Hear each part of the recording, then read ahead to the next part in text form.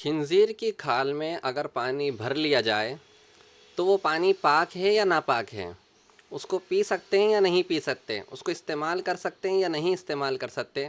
हर मुसलमान यही कहेगा कि खंजीर नजिस ऐन है, उसमें पानी अगर भर लिया जाए उसकी खाल में तो इस्तेमाल करने की इजाज़त नहीं है, पानी भी दुरुस्त नहीं है।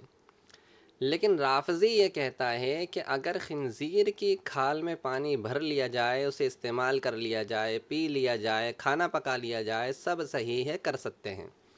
किताब का नाम है मल्ला यहज़ुरुल फ़क़ीह, जो रवाफ़िज़ की ही किताब है। इसमें इन्होंने एक रिवायत बयान की कि इमाम जाफ़र से पूछा गया खंजीर की जिल्द के बारे में कि उसका डोल बना लिया जाए या बाल्टी बना ली जाए, फिर उससे पानी निकाला जाए कुएं से।